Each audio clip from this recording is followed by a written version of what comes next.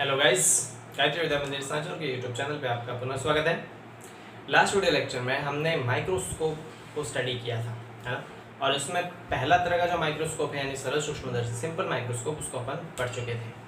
आज के सेशन में हम कंपाउंड माइक्रोस्कोप यानी संयुक्त सूक्ष्मदर्शी को डिस्कस करेंगे। लेकिन उससे पहले अगर अभी तक आपने मेरे टेलीग्राम ग्रुप को ज्वाइन नहीं किया है, जो बहुत जनों ने नहीं किया भी है, तो जल्दी से डिस्क्रिप्शन बॉक्स में दिए गए लिंक पे जाके उसे टैप कीजिए और टेलीग्राम ग्रुप से जुड़िए, क्योंकि वहाँ पे आपको सारे नोट्स के पीडीएफ मिल जाएंगे और आप अपना फेयर काम शुरू कर सकते हैं। ठीक है, तो चलिए शुरू करते हैं। आज हम बात करते हैं कंपाउंड माइक्रोस्कोप की।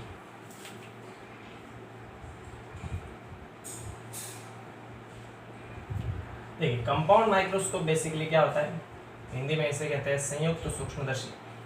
संयुक्त सूक्ष्मदर्शी, संयुक्त मतलब जुड़ा हुआ, सूक्ष्मदर्शी मतलब ऐसा यंत्र जो किसी छोटे ऑब्जेक्ट द्वारा बनाए गए दर्शन कोण का मान बढ़ाता है। याद रखिए, सूक्ष्मदर्शी छोटी वस्तुओं को बड़ा नहीं करता। दुनिया में ऐसी कोई डिवाइस बनी ही नहीं है जो छोटी वस्तुओं को बड़ा कर सके। छोटी वस्तु द्वारा बनने वाले दर्शन कोण को बड़ा किया जा सकता है, जिसकी वजह से वस्तु बड़ी दिखाई देती है। ठीक है, तो संयुक्त सूक्ष्मदर्शी में हमने संयुक्त सूक्ष्मदर्शी का यूज़ किया ही क्यों? तो कल हमने जो पढ़ा था सरल सूक्ष्मदर्शी, उसमें गाइस केवल एक उत्तल लेंस का उपयोग होता है, और जब वस्तु को मुख्य फोकस और उसके ऑप्टिकल सेंटर यानी प्रकाशीय केंद्र के बीच रखते हैं तो वस्तु का आवर्धित प्रतिबिंब हमें प्राप्त होता है। लेकिन संयुक्त जो हमने सरल सूक्ष्मदर्शी पढ़ा था, उसमें आवर्धन का मान जो है वो 10 गुना से ज़्यादा हमें नहीं मिलता है, यानी किसी भी वस्तु को 10 गुना से ज़्यादा आवर्धित नहीं किया जा सकता, ये इसकी लिमिटेशन है। तो हम अगर चाहें कि वस्तु को 10 गुना से ज़्यादा आवर्धित करें तो उसके लिए हमें एक लेंस की बजाय 2 लेंसों का यूज़ करना पड़ेगा, क्योंकि हम ये पढ़ चुके हैं कि जब लेंसों को संयोजन में रखा जाता है तो जो नेट आवर्धन आता है m, वो अलग अलग लेंसों के आवर्धनों के गुणनफल के बराबर होता है ना। तो हम संयुक्त सूक्ष्मदर्शी में 2 लेंस यूज करते हैं। कितने लेंस यूज करते हैं? 2 लेंस। ठीक है, 2 लेंस यूज करते हैं। मान लेते हैं कि पहला लेंस जो है वो वस्तु को 5 गुना बढ़ा के देता है और दूसरा लेंस जो है वो वस्तु को 10 गुना बढ़ा के देता है। तो इस तरह दोनों मिलकर 50 गुना बढ़ा देंगे। ठीक है, इसका मतलब हमें जो अंतिम प्रतिबिंब मिलेगा वो बहुत ही बड़ा प्राप्त होगा। तो इसी वजह से हम संयुक्त सूक्ष्मदर्शी का यूज़ करते हैं, क्योंकि सरल सूक्ष्मदर्शी की जो आवर्धन क्षमता है वो कम होती है। तो हम 2 लेंसों का यूज़ करते हैं, जिससे दोनों लेंसों की आवर्धन जो है उससे फाइनल जो हमें आवर्धन मिलेगा वो बहुत ज़्यादा मिलेगा। ठीक है, तो हम पहले देख लेते हैं सरल ये जो संयुक्त सूक्ष्मदर्शी है इसमें क्या क्या होता है, कौन कौन से पार्ट्स होते हैं और किस तरह से ये वर्क करता है। उसके बाद हम इसके आवर्धन यानी कि मैग्निफिकेशन के बारे में डिस्कस करेंगे। तो देखिए गाइस, मैं इस टॉपिक को भी रफ कर देता हूँ, डायग्राम इसका थोड़ा बड़ा लगता है। ठीक है, तो देखिए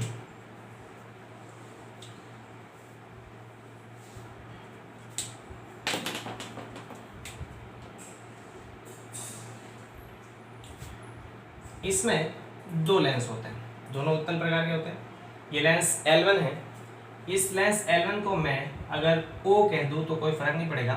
O का मतलब है ऐसा लेंस जो ऑब्जेक्ट के पास रखा है। ठीक है, तो ये ऑब्जेक्टिव लेंस होता है, इसलिए इसे O से रिप्रेजेंट करते हैं। मान लेते हैं ये इसका मुख्य फोकस है F और ये भी इसका F है, इसको F1 कह देते हैं। ठीक है, या FO कह दूँ, यानी कि किसका मुख्य फोकस? ऑब्जेक्टिव लेंस का मुख्य फोकस। इस लेंस को ऑब्जेक्टिव लेंस कहते हैं। ऑब्जेक्टिव लेंस का मतलब जो वस्तु की तरफ रखा होता है। ठीक है, ये डिस्टेंस मान लेते हैं 2f0, ये डिस्टेंस भी मान लेते हैं 2f0। तो ये जो पहला लेंस है ये ऑब्जेक्टिव लेंस है, it's objective lens. Objective lens जैसा नाम से स्पष्ट हो रहा है, ऐसा लेंस जो ऑब्जेक्ट की तरफ रखा होगा। साइज में ये छोटा होता है, इसकी फोकस दूरी भी कम होती है। ठीक है, तो होता क्या है, इस ऑब्जेक्टिव लेंस के मुख्य फोकस और 2f के बीच में जब किसी वस्तु को रखा जाता है, छोटी सी वस्तु होगी, मान लेते हैं वस्तु का नाम है AB। ठीक है, आई होप आपको ये डायग्राम दिख रहा होगा बहुत व्यवस्थित ढंग से, और इसकी ऊंचाई अपन मान लेते हैं h। ठीक है, तो ऑप्टिक्स ये कहती है कि मुख्य अक्ष के समांतर जो भी प्रकाश की किरण जाएगी मुख्य फोकस से होकर गुजरेगी, और इसके प्रकाशिक केंद्र से होकर, इस प्रकाशिक केंद्र को भी मैं O कह देता हूँ, इसके प्रकाशिक केंद्र से होकर जो प्रकाश की किरणें गुजरेगी वो बिना मुड़े सीधी निकल जाएगी इस प्रकार से। ठीक है, तो ये किरणें जहाँ पर प्रतिच्छेद करेगी वहाँ पे हमें वस्तु का प्रतिबिंब मिलेगा। तो यहाँ पर हमें वस्तु का क्या मिलेगा? प्रतिबिंब। इस वस्तु के प्रतिबिंब यहाँ पे मिलेगा ये। ठीक है, इसको मैं कह देता हूँ A' B'। और इसकी ऊंचाई मान लेते हैं अपन h डैश, ठीक है। तो पहला जो लेंस है, छोटी सी वस्तु को इसके मुख्य फोकस और 2f के बीच में जब रखा तो उसका आवर्धित प्रतिबिंब 2f से परे प्राप्त हुआ h डैश, ठीक है। लेंस से वस्तु की दूरी को u कहते हैं तो इसे u कह देते हैं, लेकिन ये ऑब्जेक्टिव लेंस है तो इसलिए इसे UO कह देते हैं, मतलब ऑब्जेक्टिव लेंस में वस्तु की दूरी। प्रतिबिंब की जो दूरी होती है गाइस उसे v कहते हैं, ठीक है। तो यहाँ से लेके यहाँ तक की जो दूरी है इसे मैं v कह देता हूँ, लेकिन ऑब्जेक्टिव लेंस के लिए है तो इसे VO कह देते हैं, मतलब ऑब्जेक्टिव लेंस में प्रतिबिंब की दूरी। और यहाँ से लेके यहाँ तक की जो दूरी है उसे फोकस दूरी कहते हैं, तो ये आ जाएगी फोकस दूरी। लेकिन ऑब्जेक्टिव लेंस की फोकस दूरी इसलिए इसे ऑब्जेक्टिव लेंस के लिए O से रिप्रेजेंट कर देते हैं, क्लियर, ठीक है। तो छोटी सी वस्तु का लेंस द्वारा आवर्धित प्रतिबिंब हमें प्राप्त हुआ। अब इस प्रतिबिंब को हम किसी दूसरे लेंस पे जब डालेंगे, यानी ये जो प्रतिबिंब बना है वो किसी दूसरे लेंस के लिए, बड़े लेंस के लिए वस्तु का कार्य करेगा और इसका एक और अंतिम प्रतिबिंब हमें प्राप्त होगा जो और भी बड़ा होगा। तो क्या होगा, देखिए दूसरा लेंस जो है वो इधर रखा होगा इस प्रकार से, ये दूसरा लेंस है और इसे आई पीस कहते हैं, ठीक है। आई पीस मतलब आंख की तरफ लगा हुआ लेंस, तो नॉर्मल शब्दों में इसे अभिनेत्र लेंस कहते हैं और इसे अपन कहते हैं अभिदृश्यक लेंस। अभिदृश्यक हिंदी में इसे अभिदृश्यक कहते हैं, ठीक, ये आ जाएगा अभिदृश्यक लेंस और इसे हम कहते हैं अभिनेत्र लेंस, ठीक है।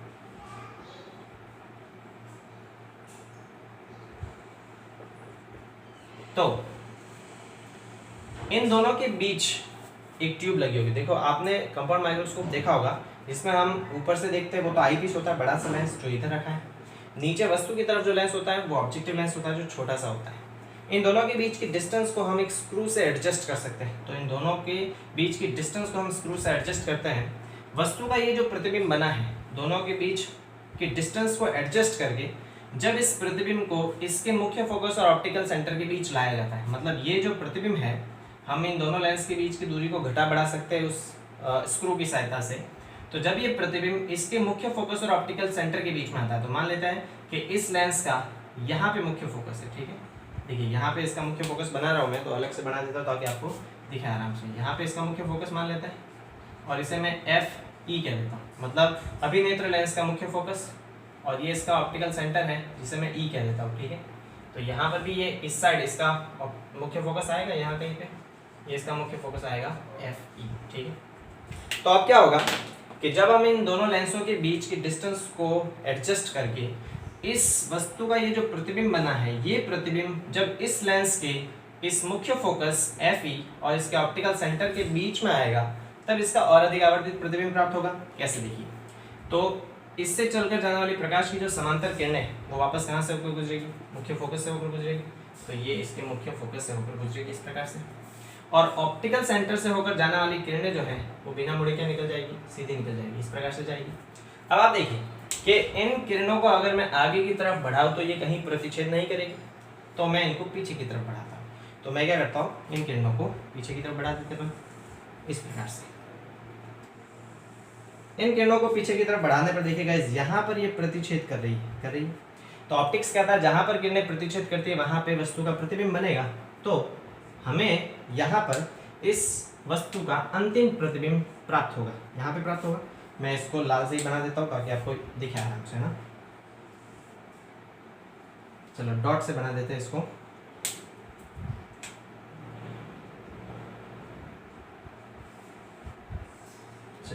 ये मेरे पास इसका अंतिम प्रतिबिंब बनेगा और इसको मैं नाम दे देता हूँ A double dash B double dash, इसकी ऊंचाई मान लेते हैं H डबल डैश। क्लियर, देख लीजिए पूरा मामला समझ लीजिए आराम से। क्या हुआ, सबसे पहले वस्तु जो थी वो इसके मुख्य फोकस और 2F के बीच रखी, तो इसका प्रतिबिंब कहाँ प्राप्त हुआ, H dash A dash B dash यहाँ पे प्राप्त हुआ। ये प्रतिबिंब इस लेंस के लिए जो हमारी आँख की तरफ लगा है, यहाँ पे हमारी आँख होती है, इस साइड हमारी क्या होती है, आँख होती है। तो यहाँ से हम इसको देखते हैं, दो लेंस होते हैं, ये ऑब्जेक्टिव लेंस है, ये अभिनेत्र लेंस यानी आई पीस है। ये प्रतिबिंब इस लेंस के लिए वस्तु का कार्य करेगा, तो इसका अंतिम प्रतिबिंब कहाँ मिलेगा, A double dash B double dash. वस्तु तो बहुत छोटी है, प्रतिबिंब बहुत बड़ा प्राप्त होता है, ठीक है। तो हमने क्या पढ़ा कि इस प्रतिबिंब की इससे जो दूरी होगी उसे हम क्या कहते हैं, प्रतिबिंब की दूरी को V से डिनोट करते हैं। इस लेंस से दूरी जो आएगी उसे V से डिनोट करेंगे, तो मैं इसको V लिख लेता हूँ।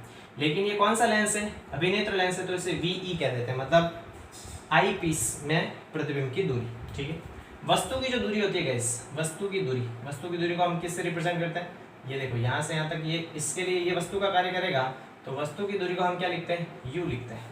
लेकिन ये किस लेंस से वस्तु की दूरी है, अभिनेत्र लेंस से, तो इसे अपन क्या लिखेंगे, UE लिखेंगे। क्लियर है गाइस? ठीक है, आप समझिए, हमने देखा कि जो भी प्रतिबिंब हमेशा लेंस पर एंगल बनाता है या आंख पर एंगल बनाता है उसे बीटा कहते हैं। तो ये प्रतिबिंब है फाइनल, और ये हमारी आंख है। तो इस प्रतिबिंब के द्वारा आंख पर ये जो कोण बन रहा है, इस कोण को मैं बीटा कह देता हूँ। ठीक है, ये वाला जो एंगल बन रहा है इस प्रतिबिंब द्वारा, वो एंगल कितना बन रहा है, वो एंगल बन रहा है बीटा। क्लियर है? तो डायग्राम को बहुत व्यवस्थित ढंग से एक बार समझ लीजिए, क्या इसमें दे रखी है वैल्यू, क्या नहीं दे रखी है।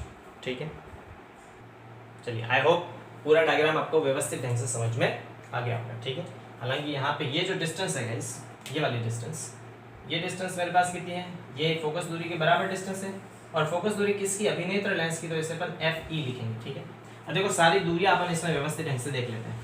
ये डिस्टेंस V0 है, ये डिस्टेंस UE है, ये U0 है, ये F0 है, और ये VE है। ठीक है, अब हमें सिर्फ इसमें क्या देखना है, हमें देखना है इसका आवर्धन। तो मैं इसकी अगर थ्योरी बताने जाऊँ तो थ्योरी किस प्रकार से होगी कि संयुक्त सूक्ष्मदर्शी में दो लेंस लगे होते हैं, एक की फोकस दूरी कम है, आकार भी छोटा है, उसे ऑब्जेक्टिव लेंस कहते हैं। एक की फोकस दूरी ज़्यादा है, आकार भी ज़्यादा है, उसे अभिनेत्र लेंस कहते हैं। ठीक है, वस्तु को अभिदृश्यक लेंस के पास रखा जाता है, जब वो F और 2F के बीच होगा तो उसका बड़ा प्रतिबिंब हमें मिलेगा 2F से परे, यहाँ मिलेगा। ये प्रतिबिंब दूसरे लेंस के लिए वस्तु का कार्य करेगा, और इसका अंतिम प्रतिबिंब हमें कहाँ मिलेगा, A'-B' पे प्राप्त होगा। ठीक है, जो कि बहुत बड़ा होगा। तो वस्तु की दूरी को U0 कहेंगे, इस लेंस से दूरी, इसलिए U0 का मतलब है ऑब्जेक्टिव लेंस से दूरी, V0 का मतलब है प्रतिबिंब की ऑब्जेक्टिव लेंस से दूरी, UE का मतलब है वस्तु की आई पीस से दूरी, और VE का मतलब है प्रतिबिंब की आई पीस से दूरी। ठीक है, तो अब हम इसमें वापस किसकी बात करेंगे, आवर्धन की बात करेंगे। ठीक है, तो हमने क्या पढ़ा था, आवर्धन जो होता है गाइस, किसी भी सूक्ष्मदर्शी का जो आवर्धन होता है वो होता है प्रतिबिंब द्वारा आंख पर बनाया गया दर्शन कोण और अपॉन वस्तु द्वारा आंख पर बनाया गया दर्शन कोण। तो देखिए, हमने ऑलरेडी पढ़ रखा है, मैं यहाँ पे वापस बना देता हूँ। ठीक है, कैसे कि किसी भी वस्तु द्वारा आंख पर अधिक से अधिक कितना दर्शन कोण बनाया जाता है, किसी भी वस्तु द्वारा आंख पर अधिक से अधिक दर्शन कोण बनता है अल्फा। ठीक है, और ये डिस्टेंस किसके बराबर होती है, D के बराबर, जिसे कहते हैं स्पष्ट दृष्टि की न्यूनतम दूरी। ठीक है, वस्तु को हमने AB माना है, देखिए वस्तु की लंबाई को हमने AB माना है, तो मैं यहाँ पे AB लिख दिया। किसी भी वस्तु द्वारा आंख पर अधिकतम दर्शन कोण का मान, वस्तु द्वारा आंख पर अधिकतम दर्शन कोण का मान होता है अल्फा, और इस अल्फा को अपन क्या लिखते हैं, इसको लिखते हैं H/D, या फिर मैं इसको लिख सकता हूँ AB/D। ठीक है, ये तो मेरे पास वस्तु द्वारा आंख पर बना दर्शन कोण आता है।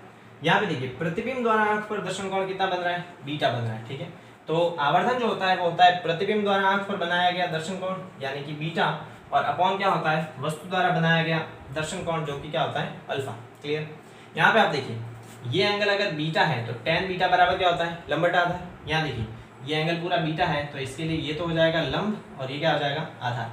लंब कितना देख रहा है, A'-B', तो यहाँ पे ये आ जाएगा लंब A'-B', और अपॉन आधार कितना दिख रहा है इसका, A'-E, तो ये आ जाएगा A'-E, और अपॉन अल्फा, अल्फा का मान मेरे पास कितना दिख रहा है, AB/D, तो यहाँ पे मेरे पास ये आ जाएगा AB/D। क्लियर? तो हम क्या देखते हैं, आवर्धन M बराबर मेरे पास क्या आ जाएगा, ये आ जाएगा A'-B' अपॉन A'-E। क्लियर? ये तो था ही, ये D क्या जाएगा ऊपर, और ये AB क्या आ जाएगा इसके नीचे। तो इसको अपन व्यवस्थित करके लिखें तो यहाँ पे A'-B', AB को इसके नीचे लिख लो, इसको इसके नीचे लिख लो, तो यह आ जाएगा A'-B' अपॉन AB, और D के नीचे अपन लिख लेते हैं A'-E। क्लियर है गाइस? ये मेरे पास आवर्धन का फॉर्मूला आ जाएगा। ठीक है, अब देखिए यहाँ पे ये दिख रहा है मुझे A'-B' अपॉन AB, यानी कि A'-B' और ये AB। तो हम ये यहाँ पे दो त्रिभुज देखते हैं, अगर ये वाला त्रिभुज देखिए, यहाँ से लेके ये वाला जो त्रिभुज दिख रहा है कौन सा है, A'-B'-O, और ये वाला त्रिभुज दिख रहा है कौन सा है, ABO।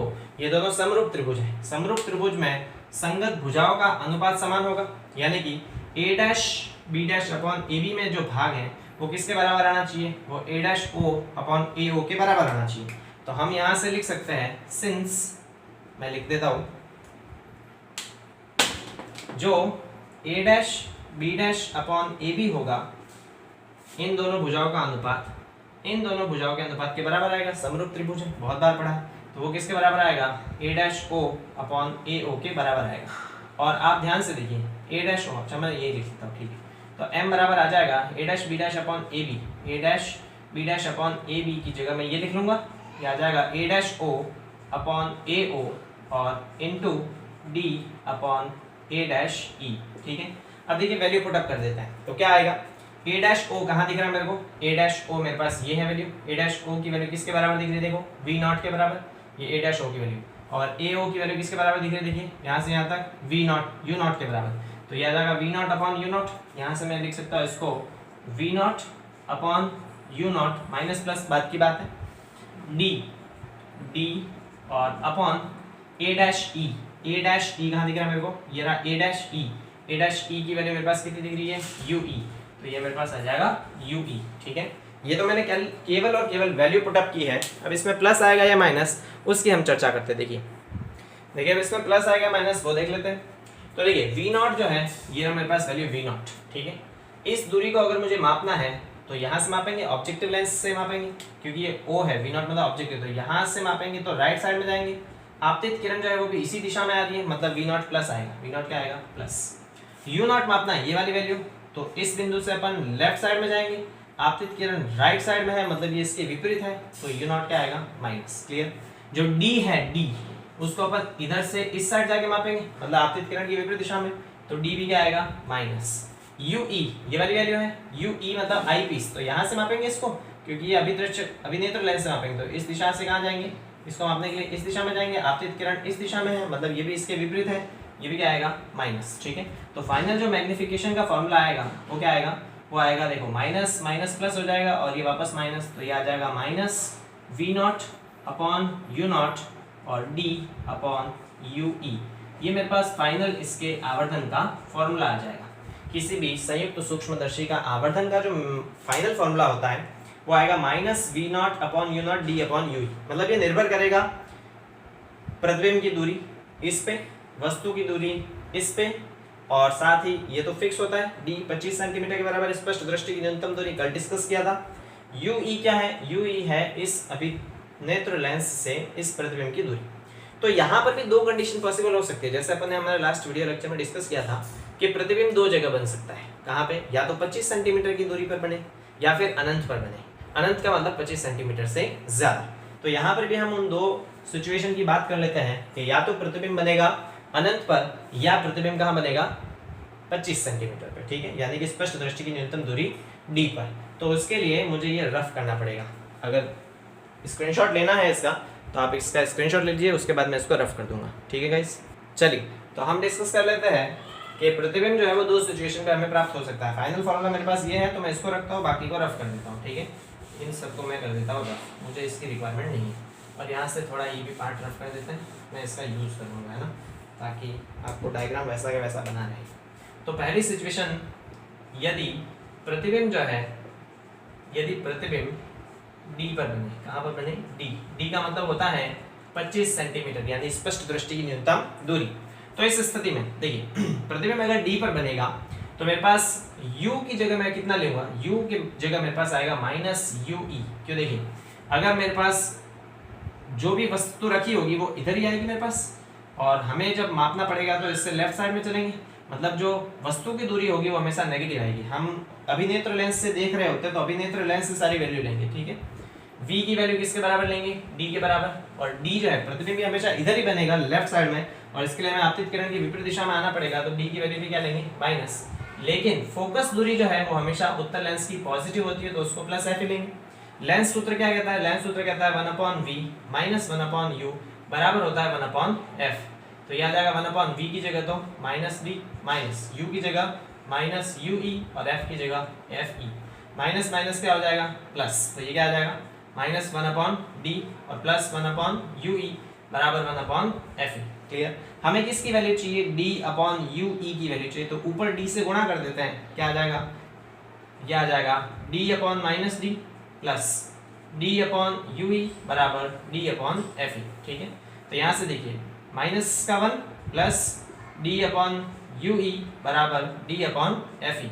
तो यहाँ से अगर मैं डी अपॉन यू ई का मान निकालूँ तो डी अपॉन यू ई बराबर क्या आएगा, डी अपॉन एफ ई, और ये -1 उधर जाएगा तो क्या आ जाएगा +1। ठीक है, मतलब आवर्धन में डी अपॉन यू ई की जगह मैं ये पुट कर सकता हूँ, कर देते हैं। तो आवर्धन मेरे पास क्या आ जाएगा, इस स्थिति में आवर्धन m बराबर ये आ जाएगा माइनस का V not upon you naught, और डी अपॉन यू ई जो दिख रहा है उसकी जगह ये पुट कर सकते हैं, क्या आ जाएगा डी अपॉन एफ ई और प्लस का 1। जैसा हमने कल सरल सूक्ष्मदर्शी में निकाला था, सरल सूक्ष्मदर्शी में हमारे पास केवल यही टर्म आया था, अगर याद हो तो डी अपॉन एफ प्लस 1, इसमें ये we not upon you not extra आ जाता है।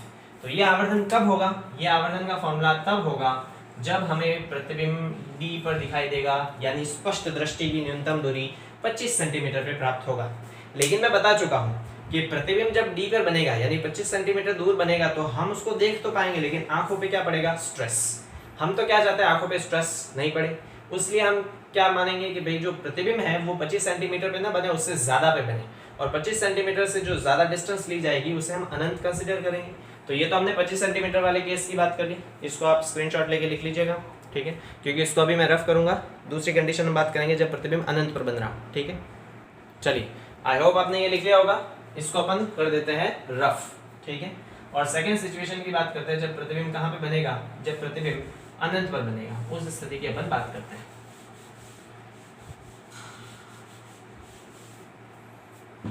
तो देखिए सेकेंड सिचुएशन में यदि प्रतिबिंब अनंत पर बनेगा, उस स्थिति में u की जगह तो हम माइनस यू ई ही लेंगे, क्योंकि वस्तु तो इधर ही रखी होगी। जो प्रतिबिंब बन रहा है वो अनंत पर बनेगा, तो अनंत पर लेफ्ट में बनेगा, प्लस अनंत लो माइनस अनंत लो उससे कोई फर्क नहीं पड़ता, और फोकस दूरी हमेशा उत्तर लेंस की पॉजिटिव होती है। इस स्थिति में वापस लेंस सूत्र होता है 1/v माइनस 1/u बराबर 1/f। v की जगह कितना आएगा, इन्फिनिटी, u की जगह माइनस यू ई और f की जगह एफ ई। 1/∞ होता है 0, लिखने की आवश्यकता नहीं, माइनस माइनस क्या हो जाएगा प्लस, तो ये आ जाएगा 1/u बराबर 1/f। हमें तो क्या वैल्यू चाहिए, d/u की वैल्यू चाहिए, तो ऊपर d से मल्टीप्लाई कर देते हैं, ये आ जाएगा d/u बराबर d/f। मतलब जहाँ पे हमें d/u दिख रहा है वहाँ पे d/f पुट किया जा सकता है। तो मेरे पास फाइनल आवर्धन क्या आ जाएगा, m बराबर minus V not upon you naught, और इस पूरे की जगह हम क्या लिख सकते हैं, केवल d/f। ठीक है, तो ये आवर्धन का फॉर्मूला कब आएगा, ये आवर्धन का फॉर्मूला तब आएगा जब वस्तु का प्रतिबिंब 25 सेंटीमीटर पे न बन के उससे ज़्यादा पे बनेगा, और जब ज़्यादा पे बनेगा तो उसको हम अनंत कंसीडर करेंगे। तो दो हमारे पास मैग्निफिकेशन की फॉर्मूला है, एक तो ये, और इससे पहले अब जस्ट लिखा था, क्या लिखा था, m बराबर था माइनस का V not upon you naught 1 plus d/f। ये आवर्धन कब होगा, जब हमारा प्रतिबिंब d पर बनेगा। कहाँ पर बनेगा, d पर। जब प्रतिबिंब d पर बनेगा, ये आवर्धन कब होगा, जब प्रतिबिंब कहाँ पर बनेगा, अनंत पर बनेगा। तो इन दोनों में भी आप देख सकते हो, जब d पर बनेगा 25 सेंटीमीटर पे तो आवर्धन ज़्यादा आ रहा है, देखो +1। जब अनंत पर बनेगा तो आवर्धन में +1 नहीं है, लेकिन ये एक ज़्यादा नहीं है, ये इससे कई गुना ज़्यादा होगा। ठीक है, हम क्या चाहेंगे कि आंखों पे स्ट्रेस कम हो, तो इस स्थिति में थोड़ा आवर्धन कम मिलेगा, लेकिन अगर 25 सेंटीमीटर पे बनाना है तो आवर्धन क्या मिलेगा, ज़्यादा। अब इसमें हम अपने अकॉर्डिंग वैल्यू पुट कर सकते हैं और एक जनरल फॉर्मूला जो है वो बना सकते हैं। कैसे, मान लेते हैं कि हमने जो लेंस यूज़ किया है ये अभिदृश्यक लेंस, उसकी फोकस दूरी 5 सेंटीमीटर है, कितनी है 5, और वस्तु जो है वो f और 2f के बीच में रखी है, और v नॉट जो है, कुल मिला के बात ये है कि यहाँ पे आवर्धन का जो मान है वो 4 फैक्टर पे डिपेंड करता है, 3 फैक्टर पे। d तो कांस्टेंट है, एक तो v नॉट पे डिपेंड करता है, एक u नॉट पे डिपेंड करता है, और एक f ई पर डिपेंड करता है। ठीक है, तो ये हमने बात कर ली संयुक्त सूक्ष्मदर्शी के बारे में। आई होप आपको ये समझ में आ गया होगा। अगले वीडियो लेक्चर में, लास्ट वीडियो लेक्चर जो होगा हमारा, उसमें दूरदर्शी की भी बात करेंगे और साथ ही इस पे 1-2 न्यूमेरिकल क्वेश्चन सॉल्व करेंगे। ठीक है गाइस, तो मिलते हैं अगले वीडियो में। Thank you so much.